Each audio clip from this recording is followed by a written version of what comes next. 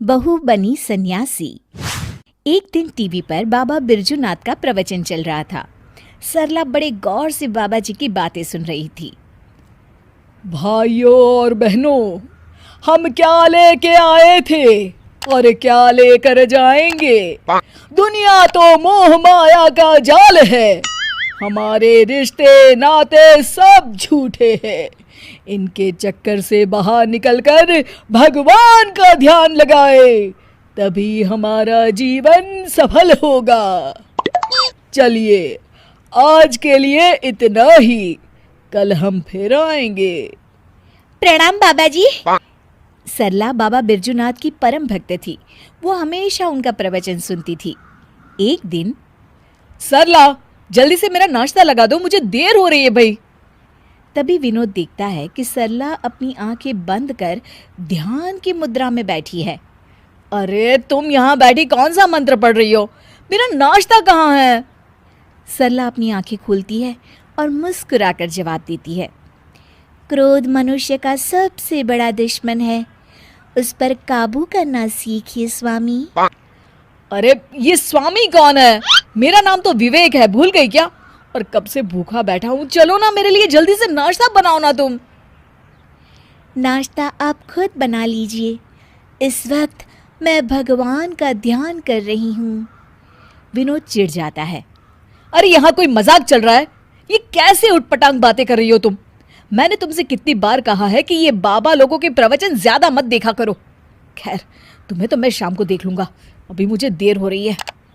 उसी शाम सरला की सास, अरे बहू, कहाँ मर गई थी है?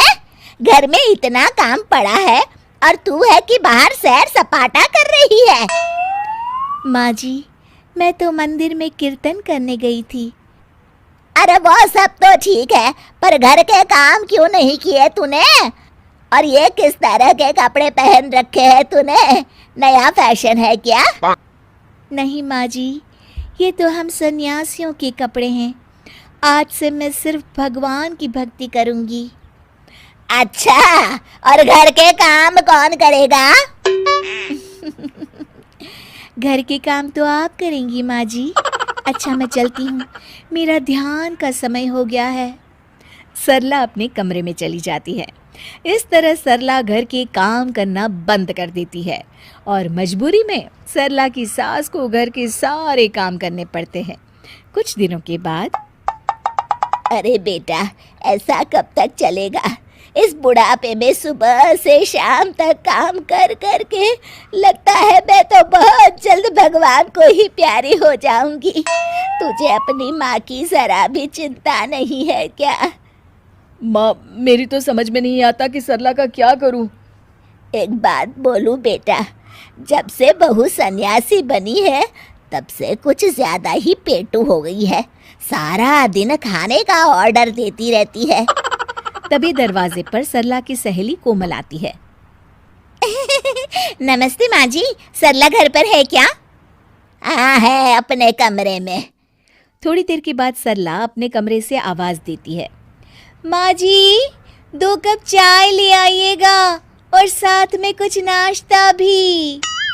अरे जरा दम तो लेने दे महारानी। कुछ कहा क्या माँ जी? अरे कुछ नहीं बहू, आती हूँ चाय नाश्ता लेकर अभी।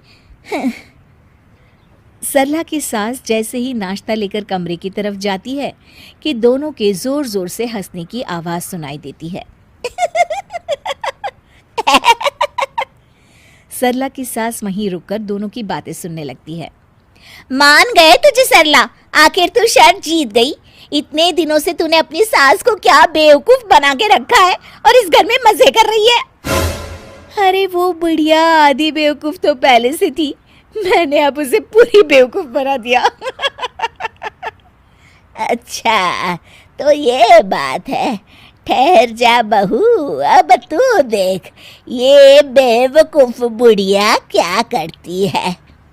सरला की सास अपने बेटे विवेक को सारी बात बता देती है। अगले दिन, क्या हुआ माँ जी, ये सूटकेस लेकर आप लोग कहाँ जा रहे हैं और आज आप दोनों ने मेरी तरह सन्यासियों वाले कपड़े क्यों पहन रखे हैं? बहू, आज से हम दोनों भी तेरी तरह सन्यासी बन गए हैं। इसीलिए मैंने फैसला किया है कि हम ये घर बेचकर हिमालय चले जाएंगे भगवान की तपस्या करने। हैं? लेकिन माँ जी, आप ये घर कैसे बेच सकती है? मेरा मतलब आपके हिमालय जाने के बाद मैं कहाँ रहूंगी? अरे तू भी तो सन्यासी है और एक सन्यासी को घर की क्या जरूरत। चल तू भी अपना सामान बांध ले, चल जल्दी कर बेटा। बाबा बिरजूनाथ बिल्कुल सही कहते हैं। ये घर बार रुपए पैसे सब मोह माया है, इसलिए तो मैंने आज से अपनी नौकरी भी छोड़ दी है। अरे वो बिरजू बाबा पागल है, उसकी सुन के आप दोनों ने इतना बड़ा कदम उठा लिया। क्या कहा बहू तूने? अपने सामने कोई और रास्ता न देख वो सच कबूल कर लेती है। मुझे माफ कर दीजिए माँ जी, मैं आज तक नाटक कर रही थी। अरे तो हम कौन सा सच में सन्यासी बन गए, हम भी तो नाटक कर रहे थे। माँ ने बिल्कुल सही कहा। अब तुम्हारे ड्रामे का पर्दा गिर चुका है सरला। चल बहू चल, जल्दी से झाड़ू उठा और घर की साफ सफाई में लग जा। उसके बाद खाना बनाने की तैयारी भी तो करनी है ना तुझे। हाँ हाँ जी माँ जी।